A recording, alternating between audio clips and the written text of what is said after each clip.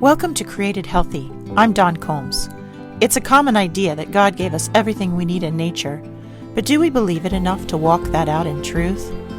Often the very same people who say this go looking for answers on how to use food and medicine from man-made sources. Everything man creates comes with a user's manual. Why would God be any different? I challenge you to join me in seeking revelation about our body, mind, soul, and spirit health by digging into His written word and in practicing pure science in the visible world of His creation. All of us, in the end, want to be seen and respected and appreciated for the work that we do, the things we sacrifice, the accomplishments that we feel proud of. And I think it's human and it's okay. But when you're speaking for God and you're doing God's work, it gets a little bit tricky. And I think Moses is a cautionary tale. And I've been watching this develop over a few different chapters and different parts of the Bible, this story with Moses. And I'm in Deuteronomy 1-4. And I feel like I can finally say what I wanted to say, what I suspected, because I think I've gathered enough evidence. So in Deuteronomy 1-4, this is really Moses sort of telling the story. He's retelling the story, and it feels very intimate. It feels very less laying out the law and being very exact about what God said. And this is much more, the tone is different here. It's much more intimate and storyteller-esque. There are those who question which books of the Bible Moses wrote, but there are still a lot of people who believe that he wrote this one, or he at least started to write this one before his death. There could be, because I see a different energy and a different personality behind this writing. Maybe there is some evidence that it isn't, but we're going to go with Moses is retelling the stories of the Israelites here. And it's really kind of you remember that time, and he's going through the defeat of the Amorites and Bashan and in the land of Moab, and he's resharing the law that he was given. He talks about the time that God had them camped at the base of Mount Horeb, and then told them they'd stayed long enough, and that he couldn't manage. He talked about how he couldn't manage everything by himself, and so he appointed leaders. And then he talks about God having them circling the Mount Seir for days, and then on to the land that was owned by the sons of Esau.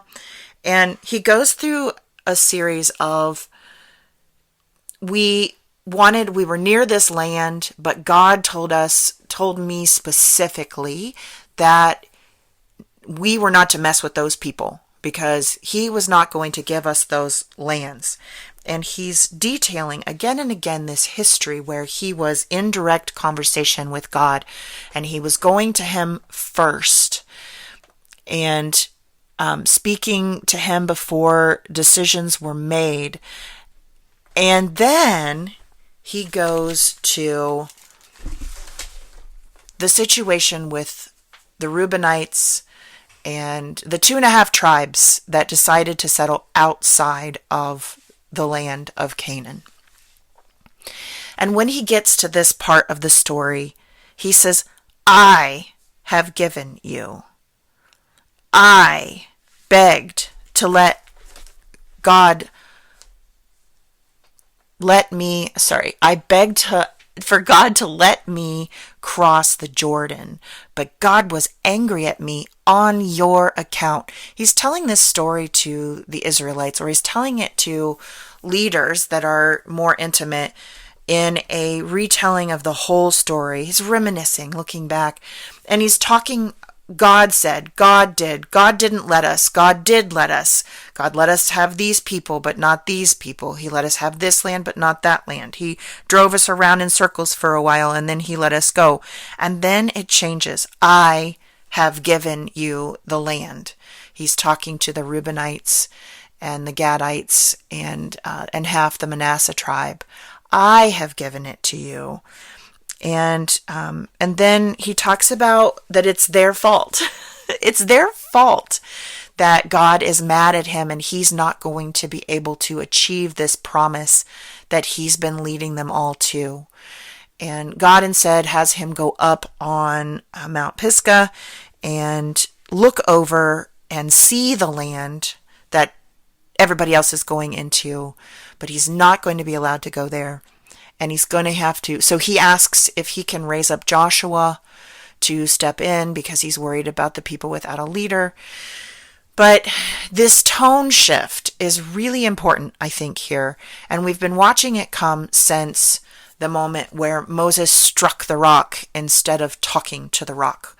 And we're told that this is when God said, you've messed up and now you can't go into the land. But I think it's where yes, he didn't follow the instructions to the letter of the law, and I talked about that in another podcast, but it seems like a really small thing. If he was continuing to stand before God and represent that God is saying, and I am merely acting out what God is saying. But I think that's what broke. And I think it broke around that time because the Israelites had spent years and years and years following Moses. Moses is just spitting out what God tells him to say, and he's put up with all of the complaining, and he has turned down God's offer to kill all of them repeatedly. So they have been this burden. He's carried them around on his back. He's given up everything. He could have just said, yeah, God, kill him off and I'll take all the good stuff that you have. But he didn't. And here at the time of the stick in the rock, he is really getting snappy about how long this is where I think Moses is funny. He was saying, how long do I have to tote these people around? If this is the way it's going to be for the next 40 years, God, just kill me now. He actually comes out and says, just kill me. Just wipe me off the planet. I'm sick of this. He's been doing this for so long. And when the uprisings happen, it really strikes at the heart. At one point, the people seem to recognize that God came out and took all of those people down. They recognize God's power, but they're not recognizing that Moses has any place in it. Moses hasn't done anything. They don't respect that he has a relationship with God. Here he is, the most privileged person on the planet. He got to see God's back. He got to talk. He has had a chance to talk with God. Nobody else had that. Not even Aaron. Aaron wasn't talking to him in the same way that Moses was. And the disrespect, I think, got to him. I think Moses broke. And I think the pride, it just was too much for his humanity to handle. And he finally broke around the time of the rock and the stick, when he started to say, look, I have power here. I'm important. Look at me. Look what I've been doing. And we saw it, I believe, in what he did with the 2.5 tribes that asked to split off. He did not. We don't see any evidence in the text that he turned and asked God about what to do. And that is over all the books and all the chapters. That's what Moses had done. He had turned and asked God before he acted. He turned and asked God for wisdom before he doled anything out, before he said anything. He only spoke what God wanted him to speak. And suddenly, he's gone to the point where he's like, you know what? I'm just over it. I'm important. I can make this decision. Yeah, fine. 2.5 tribes, you stay behind. And sure, if you're willing to come along and fight with us, then you can leave all of your people and all of your animals and all of your tents. You can leave it behind, and that'll be fine. We'll work it out. And he's now speaking for God, because the people have always looked at him to speak for God.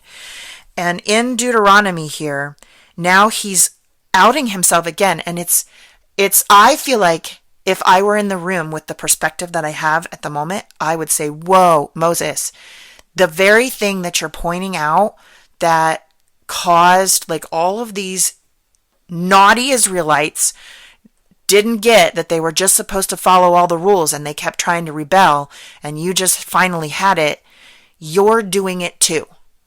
You have taken authority on yourself that should not be there. When you speak that I have given you land, it's not yours to give. I want to show him his blind spot, because he has suddenly developed a blind spot where he's gotten sick of being just a mouthpiece. He doesn't think that he's getting the glory that he should, and he's stepping into believing his own hype, I guess is a way that I would look at it.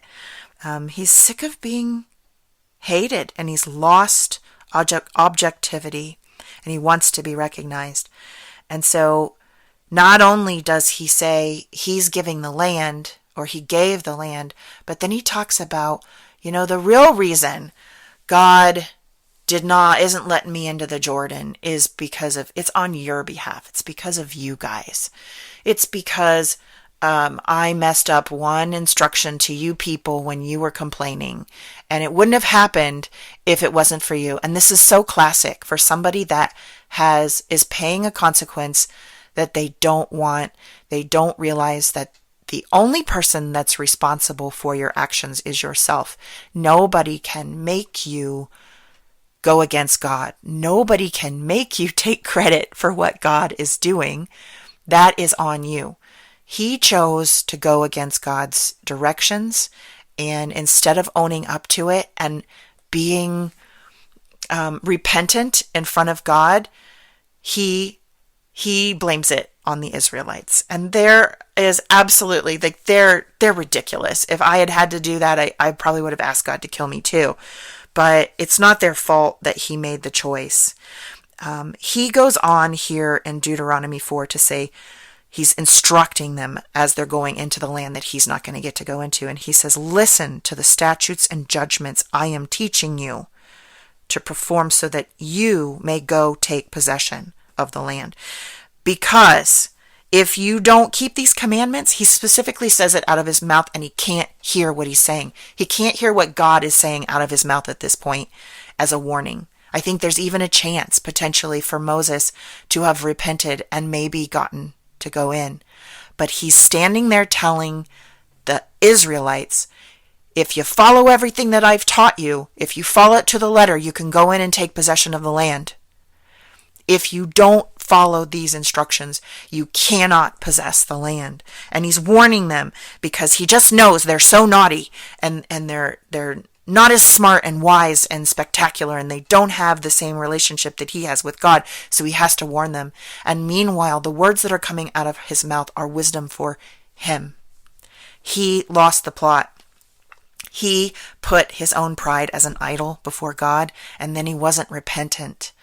And God is aware of his human failing, and it's okay. And this is the beautiful part here. He still gathers Moses to him.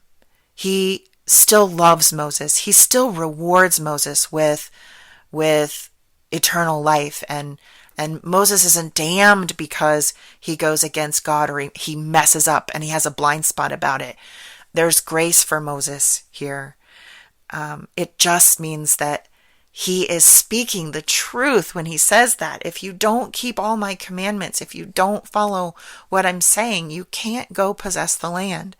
And Moses doesn't realize that it's not because of the Israelites, it's because of him.